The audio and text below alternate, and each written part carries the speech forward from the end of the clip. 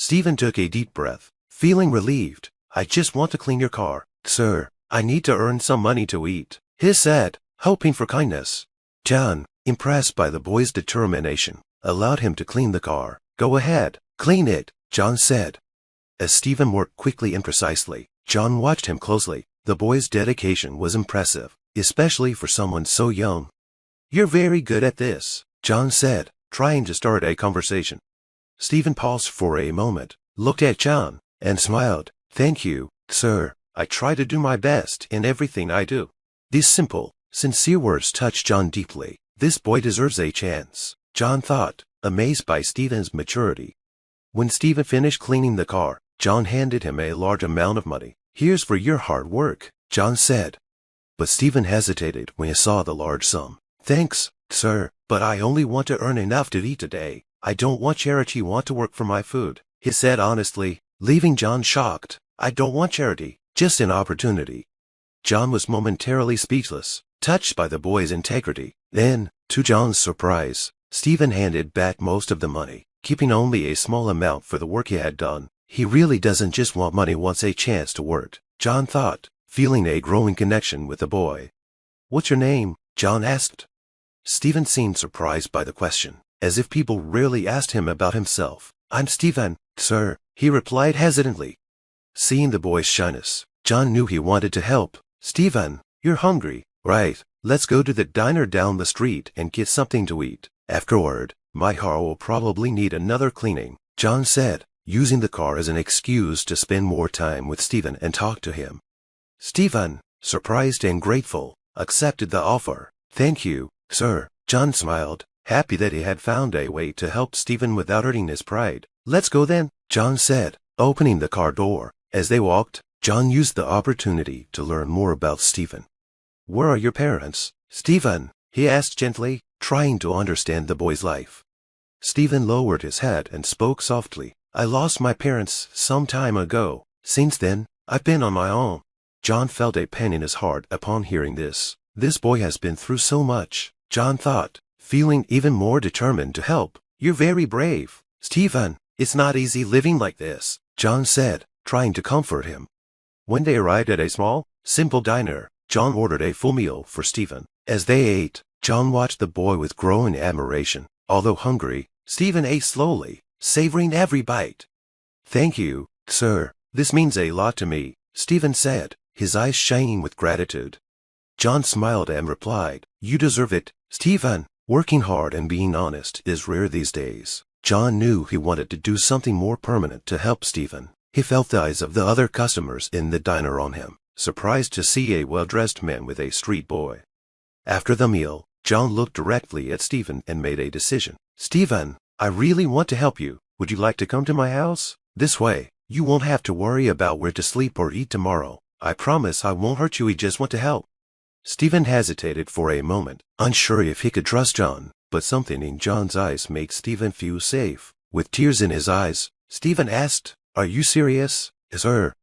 John nodded firmly. Yes, I am. Let's go to my house. You're hungry, and you deserve a chance for a better life. Stephen, emotional and overwhelmed, accepted the offer. Thank you, sir. I won't disappoint you. John smiled warmly. I know you won't. Stephen, let's go. We have a lot to do. As John drove home with Stephen, he felt a new sense of purpose. Maybe helping Stephen is the key to finding what's missing in my life. Doing good for those who need it, John thought, feeling hopeful. Meanwhile, Ashley Bytes, John's mother, Saturday in her luxurious mansion, watching the perfectly manicured garden. She was a snobbish and prejudiced woman who cared only about social status and wealth. Her face often showed disapproval, especially regarding her son's choices. As she sipped her tea, she thought about the previous day. Yesterday, John was talking about our time in poverty before he changed our lives. My son should know that our family's image is everything. He shouldn't bring up such things in front of others. She reflected, remembering what John had said during dinner. Just then, John entered the house with Stephen by his side. The boy, still dirty and dressed in ragged clothes, had a glimmer of hope in his eyes. As soon as Ashley saw them, her face twisted in disgust. What is the meaning of this, John? She asked coldly. Staying calm, John replied, Mother, this is Stephen. He needs help, and I've decided to bring him here. Ashley looked the boy up and down, her disapproval obvious. This is unacceptable, she exclaimed. Walking closer to John, she continued, you can't just bring a street child into the house. Think about our reputation. John took a deep breath, knowing his mother would react this way. Mother, it's not about reputation. It's about doing what's right. Stephen needs us. Ashley scoffed, crossing her arms. And what will people say when they find out we are harboring a beggar? This isn't admissible, she argued. Stephen, feeling the tension and hostility, stepped back, but John placed a comforting hand on his shoulder. He's not a beggar, Mother. He's the boy who's had a tough life and deserves a chance. Ashley, still unconvinced, replied, John, you're being naive. These people just want to take advantage of us. He'll bring us problems. John stood firm. I believe in Stephen. He deserves a chance. Irritated, Ashley turned and walked toward the living room. You've always been stubborn, John, but this is too much. I won't allow him to stay here. John followed her, trying to stay calm. Mother, this is my house, and I've already made my decision. Stephen will stay. He needs a safe place, and I will provide that for him. Ashley stopped and faced him. If something goes wrong, it'll be your responsibility, she said, still irritated. John, feeling both frustrated and determined, responded, Okay, Mother, I accept that responsibility. Ashley, still skeptical, looked at Stephen with disdain. But don't think life will be easy here. I'll be watching you, she said harshly. A businessman was stopped at a traffic light when he noticed a boy begging nearby. As he rolled down the window of his limousine, he couldn't believe what the boy was capable of doing. Stephen, a 10-year-old boy, walked quickly through the streets of Miami. His thin body, dirty face, and worn-out clothes showed the tough life he lived on the streets. Barefoot and struggling daily, he survived by doing small jobs and begging at traffic lights. Despite his hardships, Stephen showed determination and dignity. I'll get enough for a piece of bread today, he thought as he walked toward a car waiting at a red light. He picked a simple car, hoping the driver would be generous. With an old rag, Stephen quickly and skillfully cleaned the windshield. The driver, a middle-aged man, rolled down the window and handed Stephen a few coins. Thank you, sir, Stephen said with a smile, hiding the hunger he felt. He knew they had to stay hopeful, even if he only got a little. As the afternoon wore on, the hot sun made Stephen feel tired, but he kept going. Just a few more cars, he whispered to himself, wiping sweat from his forehead. Then, he saw a luxury car coming in. With both hope and nervousness, decided to try his luck. The windows of the car were closed, but that didn't stop him. Come on, Stephen, you can do it, he thought as he moved toward the car. On his way, Stephen noticed another child, younger than him and looking even hungrier, sitting on the sidewalk. He stopped and, after counting his coins, decided the girl needed them more. She looked weaker and in greater need of help. Hey, are you hungry? Stephen asked her with a kind smile. The girl nodded, her big eyes filled with hope. Stephen handed her some coins and said, Take this, buy something to eat. I can't still earn more. The girl started crying, overwhelmed with gratitude. Thank you, I'm so hungry, she said, standing up with difficulty. Stephen helped her up and said, No need to thank me. I know how hard it is. Even though he was hungry himself, he ignored it to help her. Looking around, Stephen saw other boys struggling like him. This gave him strength to keep going, knowing he wasn't alone. I will make it, he thought, determined to continue. He walked to another traffic light, where a group of people was waiting to cross. With a brave smile, he approached a lady carrying heavy bags. Can I help you with your bags, ma'am? Stephen offered, hoping to earn a little money. The lady looked at him, surprised. You're so young to be working like this, she said with concern. Stephen smiled and replied, I have to work. Stephen always worked hard, carrying bags, cleaning cars, and helping with anything he could to earn some money for food. When the woman gave him a bag to carry and handed him a few coins as thanks, Stephen felt a bit of relief. Every little bit helps, he thought. At the end of that day, Stephen counted the coins he had earned, trying to see if it would be enough for a simple meal. Still a little short, he murmured, his stomach growling with hunger. Deciding to give it one last try, he headed to another traffic light, thinking, just need a few more coins. He approached another car with renewed courage and asked the driver if he could clean the windshield, hoping his effort would be rewarded. But the man angrily refused, shooing him away. Get out of here, "But you'll make my car dirty," the man shouted. Frightened, Stephen bowed his head, afraid the man might hurt him.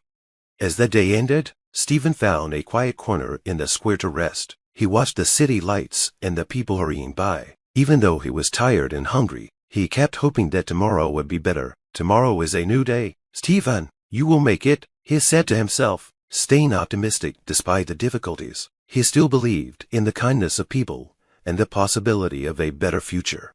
Meanwhile, John Bigas, a middle-aged man with a strong and confident appearance, walked through the busy streets of Miami, heading to an important meeting. Wearing an impeccable suit, John looked every bit the successful businessman. He had built his fortune through hard work and determination, starting from nothing and overcoming many challenges along the way.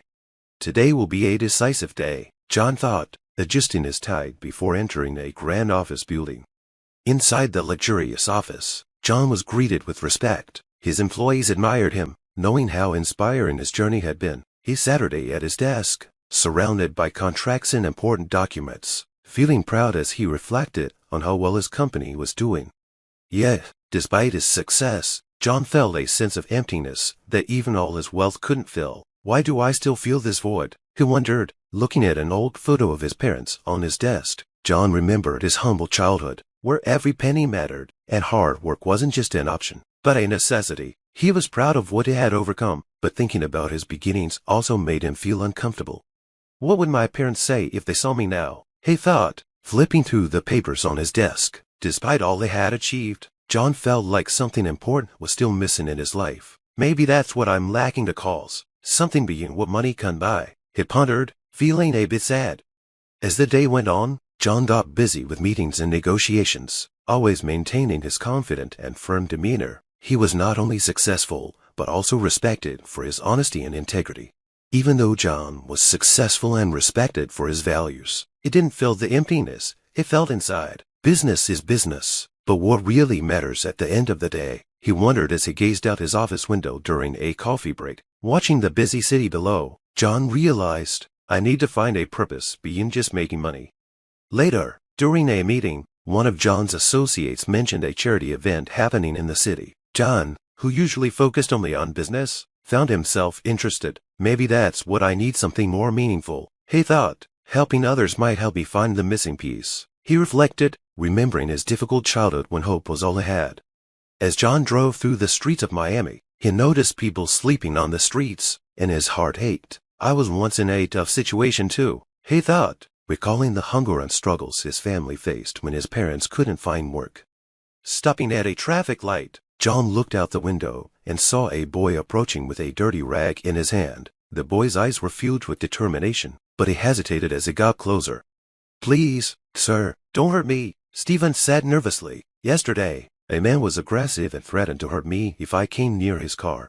John, surprised by the boy's fear, rolled down the window and responded calmly, "Don't worry, I won't hurt you. What do you want?" "But